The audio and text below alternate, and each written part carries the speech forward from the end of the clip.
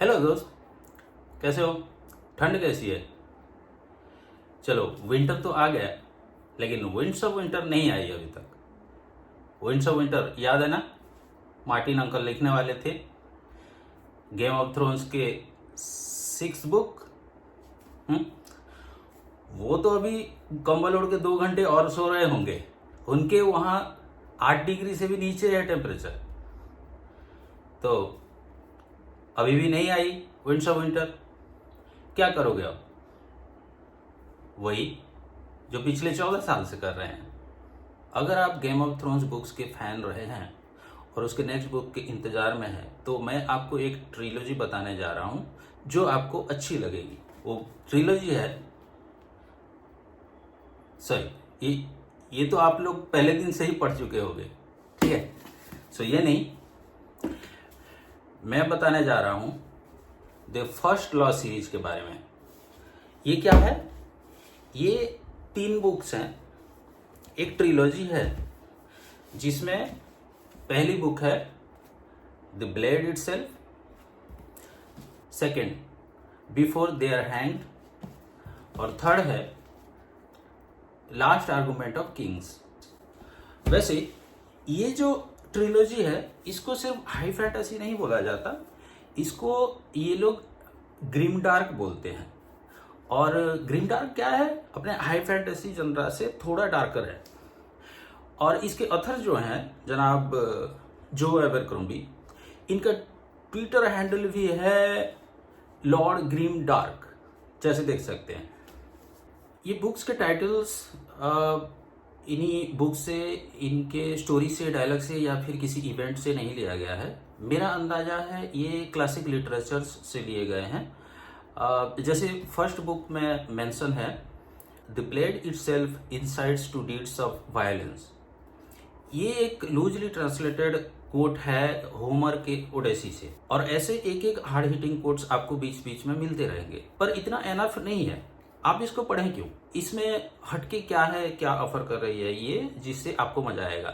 इसकी स्ट्रक्चर, इसकी third book पढ़ने के टाइम आपको रियलाइज होगा कि ये एक्चुअली एक स्टोरी है और 3 पार्ट्स में डिवाइडेड है। But books stand alone he लगेंगे, ऐसे नहीं लगेंगे कि लाइक कहानी बीच में टूट गई है। मतलब कंटिन्यूएशन तो होता ही रहेगा, लेकिन आप कुछ क्लिफ हैंगर में नहीं रहेंगे। सो एक कंटिन्यूएशन है, पर एक ओवरऑल होल स्टोरी है। ये पहली बुक में सीन सेटअप है, कैरेक्टर इंट्रोडक्शन है, और पहली बुक इसमें 3 मेजर कैरेक्टर्स हैं, 3 प्रोटेगोनिस्ट हैं। पहला जो एक बैरबेरियन है, वो सुधरना चाहता है। दूसरा एक बिगड़ा हुआ रईस ज़्यादा है जिसको दुनिया की कोई फिक्र नहीं, पर उसको कुछ करना है मजबूरन, जिसके लिए वो एक रास्ते पर निकल पड़ा है। और तीसरा जो कैरेक्टर है, ये ट्रिलॉजी पढ़ने वालों का शायद ज़्यादातर लोगों का फेवरेट कैरेक्टर है, ठीक है? ये एक अपाहिज बंदा है जो टॉर्चरर है, जो इंटरोगेटर है। टॉर्चर करना उसकी स्पेशलिटी है, लेकिन सबसे प्रोफाउंड कोट्स वगैरह उससे आता है। सेकेंड बुक में सारे एक्शन होते हैं, कैरेक्टर्स के ट्रांसफॉर्मेशन होते हैं, और भी नए कैरेक्टर्स आते हैं, और ज़्यादातर कैरेक्टर्स मल्टी लेयर्ड होते हैं, आपको फ्लैट नहीं लगेंगे, जिसके लिए आपको पढ़ने में इंटरेस्ट आएगी। कुछ लोगों को लगता है कि जो एग्री नहीं करते हैं, वो उनको लगता है कि ये बुक में भी सेकंड बुक वाला सिंड्रोम है। सेकंड बुक सिंड्रोम मतलब यूजुअली ट्रिलॉजी में सेकंड बुक थोड़ी सी कमजोर होती है, लेकिन मुझे नहीं लगा। और जब आप फ्लो में हो तो वो तो आपको पता ही नहीं चलता है। इनफैक्ट इसमें सेकंड पार्ट में ज़्यादा एक्शंस है और ज़्यादा प्लॉट पॉइंट्स हैं जो क्रूशियल हैं एंटायर स्टोरी के लिए।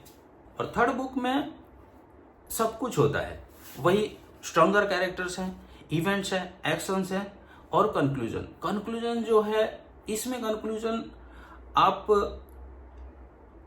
ऐसे नहीं एक्सपेक्ट कर सकते कि ये आपकी मर्जी के मुताबिक कंक्लूजन आएगा।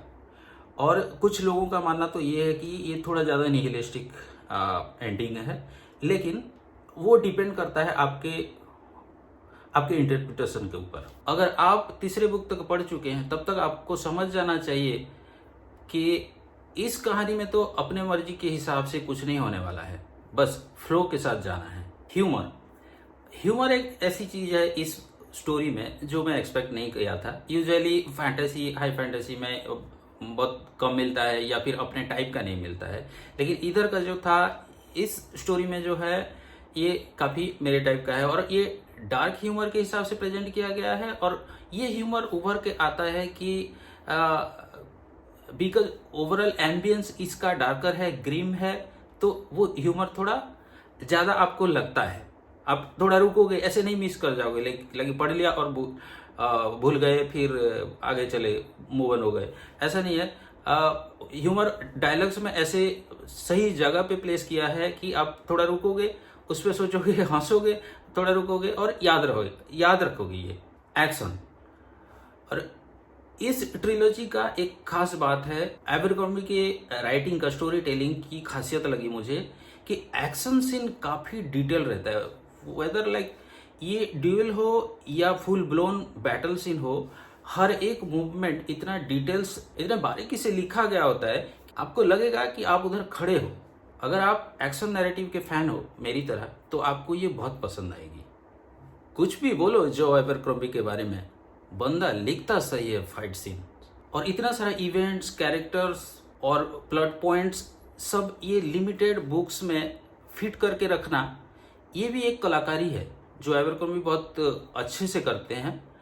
और आपको लगेगा नहीं कि क्लटर्ड है, मेस्ड अप है, ऐसा नहीं है। जैसे जैसे पढ़ते जाओगे आप भी रियलाइज करोगे कि उनकी राइटिंग इंप्रूव हो रही है। वैसे ये उसकी पहली राइटिंग है, ये ब्लेड इटसेल्फ, ये जो इस ट्रिलॉजी की पहली बुक है, एबरक्रॉम्बी के करियर की ही पहली बुक है। सो ये जो जर्नी होती है, ये किसी कहानी की पढ़ने वाले की सिर्फ नहीं है, कैरेक्टर की नहीं है, ये उस लेखक का भी, उस राइटर की भी जर्नी है जो खुद को रिफाइन करता है। आप पढ़ते जाओगे तो रियलाइज करोगे उसके वर्ड चॉइस, उसके सेंटेंस फॉर्मेशन, वो सब रिफाइन होता जाता है। सो अगर आप एक एस्पायरिंग राइटर हो या कंटेंट क्रिएटर हो, इस बात पे ध्यान दे सकते हो। और ये ट्रिलॉजी खत्म किए तो आपके लिए है ये तीनों, इसको बोलते हैं द ग्रेट लेवलर कलेक्शन,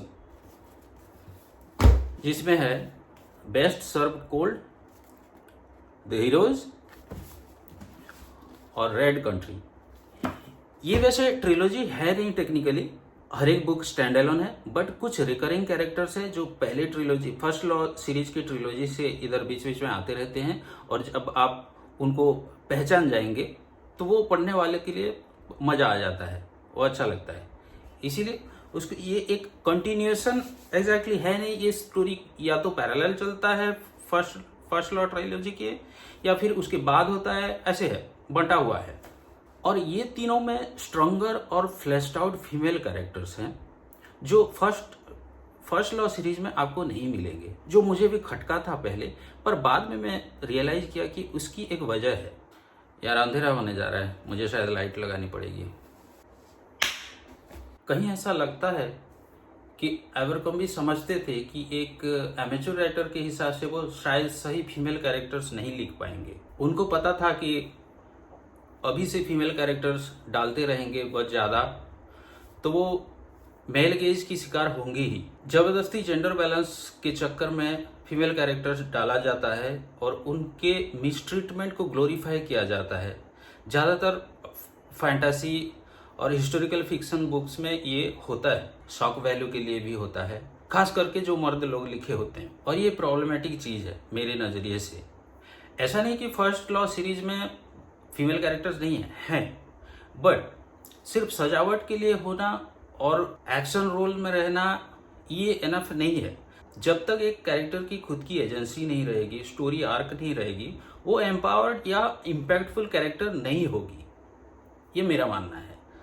एक नए राइटर होने की वजह से ये शायद समझते थे जो एबरक्रॉम्बी, और उन्होंने अवॉइड किया ऐसे सिचुएशन, ये मेरा मानना है। आप शायद पढ़ने के बाद डिसएग्री करेंगे, शायद मैं भी डिसएग्री करूंगा 6 महीने बाद। और जब आप ये पांचों बुक पढ़ चुके होंगे, ये जो लास्ट बुक है ये है असली फैन सर्विस।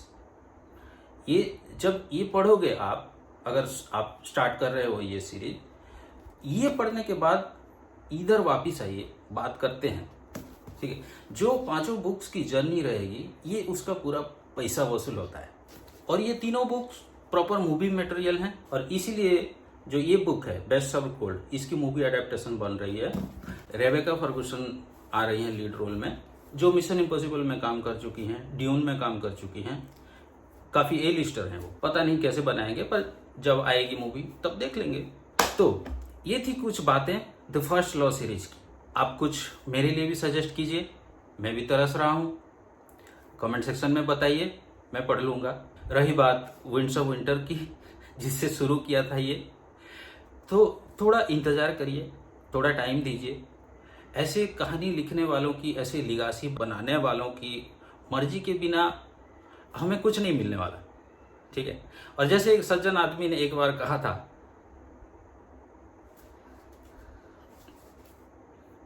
वीडियो कैसी लगी बताइएगा, लाइक शेयर सब्सक्राइब गाली गलौज बिंदास करिए।